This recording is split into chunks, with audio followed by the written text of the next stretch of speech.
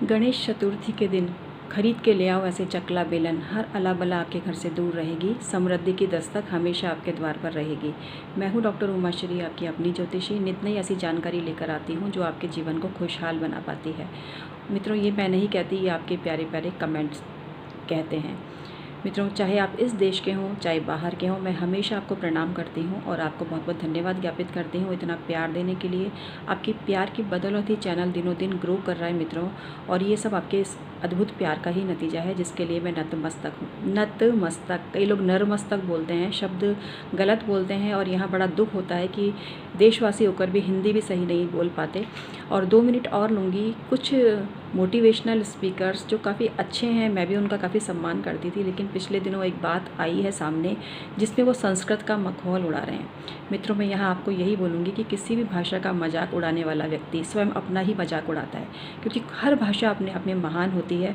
हम कंपेयर नहीं कर सकते कि हिंदी बढ़िया है या उर्दू बढ़िया है या मारवाड़ी बढ़िया है। हर भाषा का अपना सौंदर्य है, अपनी मिठास है। लेकिन कुछ लोग अपने आप को ज़्यादा स्मार्ट समझते हैं और वो सोचते हैं चर्चा में रहने के लिए। कई बार ऐसा होता है ना कि उनका जो माहौल है ना वो ठंडा पड़ गया है, उनको लोग ज़रा भूलने से लगे हैं, तो वो चर्चित होने के लिए विवादास्पद बातें करने लगते हैं, जिससे कि वो वापस से लाइमलाइट में आ सकें। ये बहुत ही घटिया अप्रोच होती है जो इस तरह की बातों को सोचते हैं, क्योंकि कुछ लोग ऐसा सोचते हैं बदनाम होंगे तो क्या नाम तो होगा ना। तो नाम तो रावण का भी हो गया राम जी के साथ में, लेकिन उसके कर्म कैसे थे और हमारे प्रभु श्री राम जी के कर्म कैसे हैं। तो इसलिए ये सोचने की बात है। और किसी भी भाषा का मखौल उड़ा के इंसान अपना ही मखौल उड़ा रहा है, और वो भी उस भाषा का जो देव भाषा कही गई है, संस्कृत भाषा कही गई है, विद्वानों की भाषा, गुरुओं की भाषा कही गई है। मित्रों, जितना भी मंत्र का सौंदर्य है ना, आज जिन मंत्रों की बदौलत हमारा कल्याण हो रहा है, वो सब संस्कृत भाषा के अंदर है। आपको पता ही है। इसके अलावा जो राम काव्य है वो अवधी भाषा में है, कृष्ण भक्ति काव्य है वो ब्रिज भाषा में है। तो इन भाषाओं की अपनी इतनी ज़्यादा मिठास है कि हम कभी कंपेयर नहीं कर सकते। हिंदी अपनी जगह है और संस्कृत अपनी जगह है। तो आप स्वयं गुणी हैं, समझदार हैं, तो संस्कृत भाषा का उपहास करने वालों की कड़े स्वर में निंदा करनी चाहिए, जिससे कि वो दोबारा हिम्मत ना कर सके किसी भी पवित्र भाषा का उपहास करने की। और ऐसे लोग क्या आपस में भिड़ाने वाले होते हैं।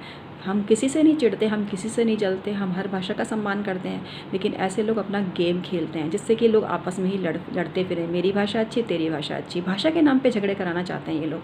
आप इनके गंदे मंसूबों को समझो और हर भाषा का सम्मान करो। हर भाषा पूज्य है। जब बच्चा अपनी माँ को बुलाता है, कहता है माँ, तो तमिल तेलुगु में बोलने वाला बच्चा, मराठी में बोलने वाला बच्चा, हर बच्चे की जो भावना होती है वो एक ही होती है, और माता की भावना भी अपने बच्चों के प्रति एक ही होती है। तो ये लोग ज़रा इस चीज़ को समझ लेंगे तो भाषा का उपहास करना बंद कर देंगे। और वैसे भी संस्कृत भाषा जो है वो एक बहुत ही माधुर्य वाली भाषा है। जब भी मैं मंत्र जाप करती हूँ और संस्कृत भाषा को मैं पढ़ती हूँ, तो मैं बता नहीं सकती कि हज़ारों लाखों मेडिटेशन के बाद जो आत्मिक शांति मिलती है, वो शांति संस्कृत भाषा के पठन में और श्रवण में मिलती है। तो इस भाषा का कभी अपमान हो ही नहीं सकता, क्योंकि भाषा इतनी महान है। भाषा को अपमानित करने वाला मनुष्य स्वयं अपना अपमान करता है, और ये चीज़ आपको समझनी चाहिए। तो अपनी भाषा का कभी भी अपमान ना करें, और अपनी जो मातृभाषा है, ऐसा कहा गया है कि मातृभाषा और माता जननी जो जन्मभूमि है, सब महान है कुल मिला के। और हमें इसके खिलाफ भी एक सोच माहौल बनाना चाहिए जो इस तरह की गंदी गंदी बातों को समाज में फैलाते हैं, क्योंकि समाज अच्छी बातों से ही सुधरेगा, अच्छी बातों से ही महान बनेगा। आज की जो वीडियो है बहुत ख़ास है, थोड़ी सी भूमिका लंबी हो गई, उसके लिए क्षमा चाहती हूँ, लेकिन ये मन की पीड़ा थी जो आपको बतानी बहुत ही ज़रूरी थी। क्योंकि जो व्यक्ति सही नहीं हो, जब वो किसी चीज़ का मजाक बनाए तो समझ में भी आता है। एक विद्वान गुणी आदमी जिसकी अच्छी खासी इज्जत है समाज में, वो ऐसी बचकानी बात करे तो दुख होता ही है। उस व्यक्ति को हम खुद पसंद करते हैं, अच्छा बोलता है, अच्छी बातें करता है, लेकिन ये कैसी बात कर दी उसने, इस पर हमें भी उसके सोच पर आश्चर्य हो रहा है। तो भगवान उनको सद्बुद्धि दे, जिससे कि वो अपनी गलती को महसूस कर सकें।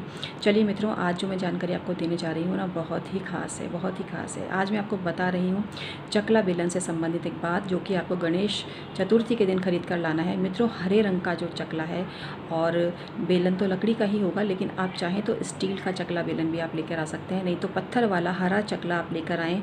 और जो अष्टाकार चकला है उसको ना लेकर आएँ, गोल ही चकला लेकर आएँ, और गणेश चतुर्थी के दिन लेकर आएँ। गणेश चतुर्थी के दिन चकला लाकर उस पर आप सबसे पहले गणेश जी के मंत्र को लिख दीजिए, रिद्धि सिद्धि को लिख दीजिए, स्वास्तिक बना दीजिए छोटा छोटा, और उसके बाद उसको काम में लीजिए। उसके बाद तो धोना ही पड़ेगा, लेकिन आप उसको हल्दी से लिख दीजिए, और हल्दी से लिख सकते हैं, सिंदूर से भी लिख सकते हैं, लेकिन सिंदूर से लिखने के बाद उसको साफ़ करना ज़रूरी है, क्योंकि सिंदूर जो है वो खाद्य सामग्री नहीं है। तो आप किसी भी तरह से लिखें, आप चाहें तो केसर से भी लिख सकते हैं, आप चाहें तो दूध से भी लिख सकते हैं, दही से भी लिख सकते हैं, गंगा जल से भी लिख सकते हैं, ये आपकी चॉइस है।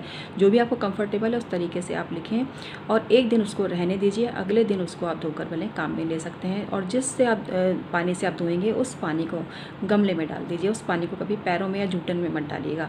ये करने से आप देखना आपके घर में रिद्धि सिद्धि गणेश जी सब विद्यमान रहेंगे, और आपके घर के हर काम बनने लगेंगे।